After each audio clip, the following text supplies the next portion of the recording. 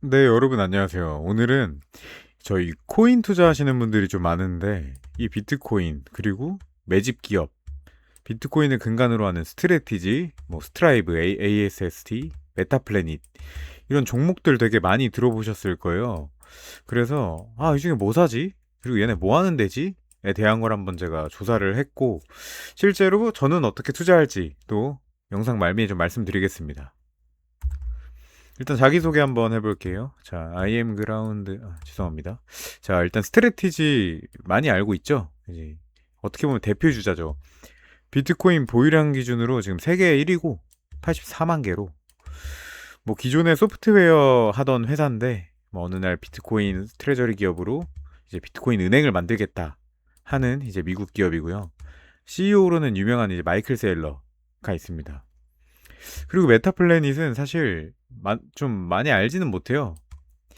그러니까 이제 옛날에 일본에서 호텔 관광업 하던 회사인데 코로나 때 좀 폭망하고 뭐 그러면서 비트코인 모으겠다 하는 그런 기업이고요. 좀 유일하게 지금 일본에 상장된 주식입니다. 매수가 쉽지 않아요. 엔화로 바꿔서 해야 되기 때문에. 자, 그리고 스트라이브. 이거 요즘에 댓글로도 그렇고 엄청 많이 이제 사람들이 관심을 좀 가지기 시작했어요. 이 스트라이브가 뭐 하는 데인지 보면 이제 미국 상장된 기업이고요. 자산운용사예요. 본업 모먼트 질이죠. 좀 멋있죠? 자산운용사. 실제로 본업도 이제 탄탄하다고 합니다. 약 1.9만 개 정도. 이게 신흥 강자, 즉 떠오르는 기업이에요. 매집 기업. 자, 비트코인 보유량 순위를 제가 한번 알아봤는데 역시나 1위는 아까 84만 개 수준의 이제 마이크로 스트래티지고요. 이제 비트코인 트레저리 기업입니다. 그리고 이제 21 캐피탈 트레저리 기업, 그리고 제가 소개드렸던 메타플래닛 일본 기업이 보유량 3위예요. 4만 3천 개로. 그리고 뭐 마라홀딩스 같은 경우는 이제 코인 채굴 기업이었는데 이건 상당히 사실은 비트코인을 모으는 기업이다라고 보긴 좀 어렵다고 생각을 합니다. 뭐 비트코인 스탠다드 트레저리도 요즘에 간간히 나오는데 그냥 매집하는 기업. 블리시 같은 경우는 어떻게 보면 코인베이스 같은 근데 기관을 상대로 거래소 운영을 하는, 제가 아직도 기억 남아요. 얘 제가 공모주 탔다가 공모하고 얼마 안 돼서 샀다가 손실 좀 봤어요. 이 새끼. 죄송합니다. 어쨌든 마음에 안 들고요. 그리고 이제 스트라이브 미국 상장 기업의 19,000개 정도. 어떻게 보면 이게 좀 보유량 차이가 조금씩 나죠. 근데 스트레티지는 명실상부 그냥 넘사벽이죠. 자, 그러면 왜 비트코인 안 사고 이런 거 사냐라는 얘기들이 있어요. 누구나 공감하실 거예요. 아니, 코인을 믿으면 코인을 사야지. 뭐 스트래티지 메타플랜이 코인을 모으는 기업을 사냐라고 하실 수 있는데 일단 그 이유를 좀 말씀드리겠습니다. 자, 예를 들어 저희가 아파트를 매수한다고 생각해요. 그러면 저희는 보통 뭐 영끌을 하든 뭐 하든 해서 아파트 한 채 정도 간신히 살뚱말뚱 하잖아요. 사실 못 삽니다. 제 돈이 없어서.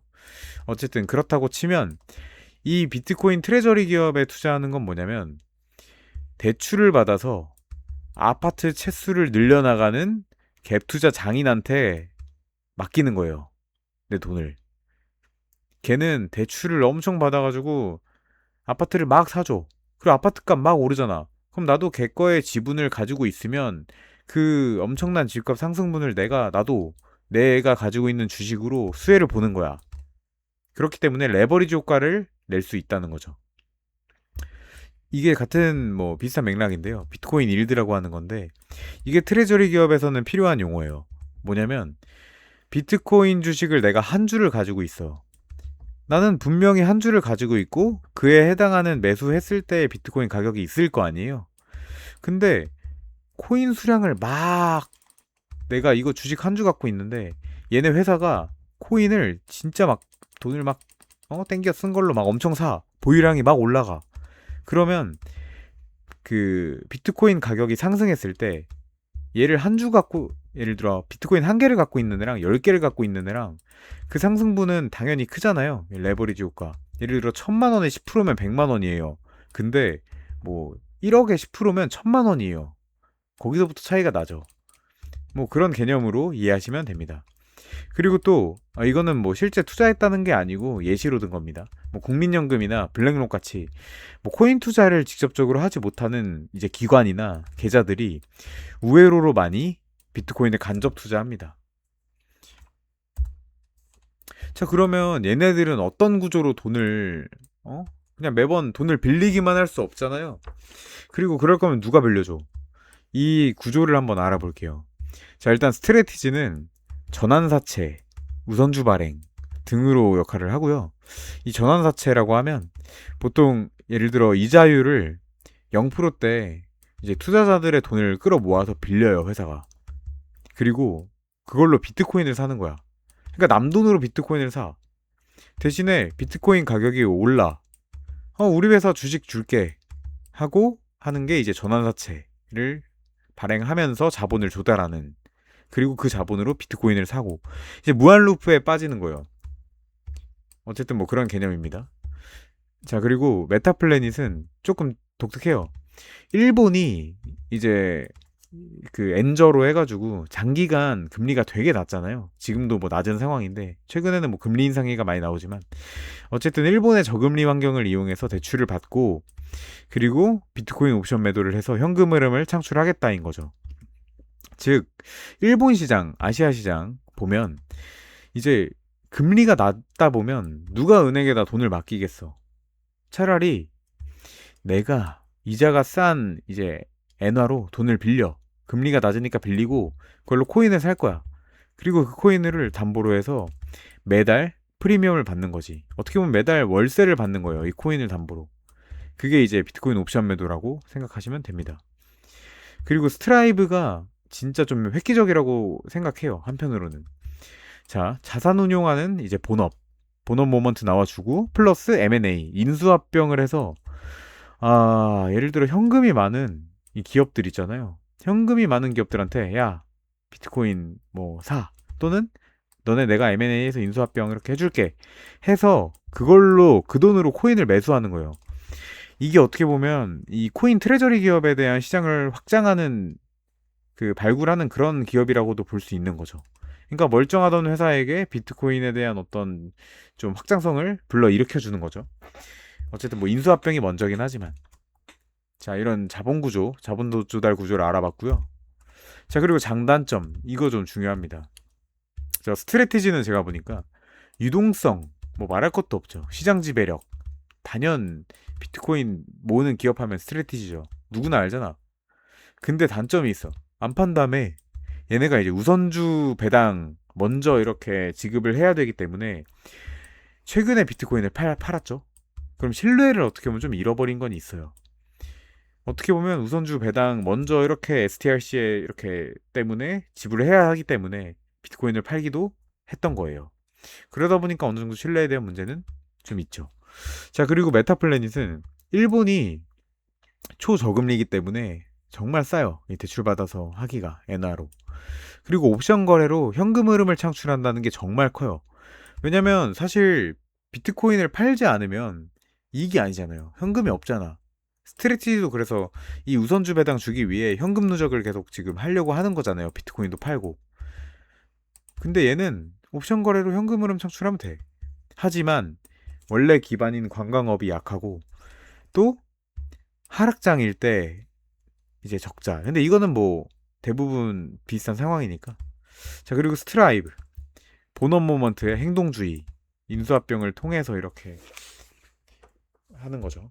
대신에 상징성이 약해. 이 스트라이브가 비트코인 트레저리 기업으로서 어떻게 보면 좀 효과를 내는 좀 유명하지도 않고 아직까지는 그렇게 뭐 좀 가다가 있는 그런 위치는 아니라는 거죠. 그리고 이 자본 조달 구조가 솔직히 개인이 접근하기에 정말 어렵고 복잡해요. 그러다 보니까 어떻게 보면 인수합병을 통했다는 거는 기관에 대한 어떤 그런 행동적인 모먼트들이 나와서 뭐 하는 건데 어쨌든 이런 장단점이 있습니다. 그래서 저는 이렇게 구매할 예정입니다. 일단 스트레티지를 기본으로 가야 해요. 이거는 뭐 말할 것도 없죠. 비트코인 보유량에서부터 차이가 나는데 뭐 비트코인 우선주 배당한다고 비트코인 팔았으니까 얘네 뭐 아예 없다 뭐 이런 거 아니잖아요. 뭐 근간이 다른데 84만 개. 뭐 여기 4만 개, 뭐 2만 개, 뭐 이런 수준인데 어쨌든 6, 70%를 가져갈 예정입니다. 지금 차트도 보면은 저는 이게 뭐 10월까지 버티다가 얘네 오르면 어떡해요? 상관없어요. 어차피 저는 사이클을 보기 때문에 긴 사이클을 보고 하는 거기 때문에 어쨌든 지금도 상당히 좀 낮은 가격대에 형성되어 있습니다. 자, 메타플래닛 3, 40% 정도 들고 갈 거고요. 이 비중을 좀 더 높일 수는 있어요. 제가 조금 더 도파민에 절여진다면 어쨌든 지금 243엔인데 전고점 대비해서는 지금 많이 떨어졌어요. 얘네가 원래 변동이 크고 시총이 작다 보니 이런 리스크들이 좀 있고 실제로 코인 시장이 지금 계속 안 좋기 때문에 메타플래닛 입장에서는 되게 안 좋은 시간들을 많이 보냈고 기업에 대한 리스크가 확실히 있는 기업이에요. 조심해야 돼요. 자, 그리고 나머지 MSTU 10%로 할 건데 문제는 뭐냐? 뭐 예수금 3천만 원이 있어야 레버리지를 투자할 수 있다? 그럼 저 못해요. 3천만 원 없어. 뭐 전 재산 다 털어도 없는데. 그러면 저는 이 스트라이브 정도로 해서 10% 정도 좀 투자할 예정입니다. 차트를 보면 이게 뭐 원래 자산운용에 대한 기업 가치 평가에 대한 주가인지 모르겠는데 뭐 아마 뭐 전고점으로 생각해서 뭐 몇 배다라고 생각할 기업은 아닌 것 같지만 실제로 코인 인수합병을 통해서 엄청난 자금력과 코인 매수력이 뒷받침되고 좀 많이 떠오른다면 뭐 충분히 손익비가 좋다고는 보여져요. 어차피 이런 상황이니까.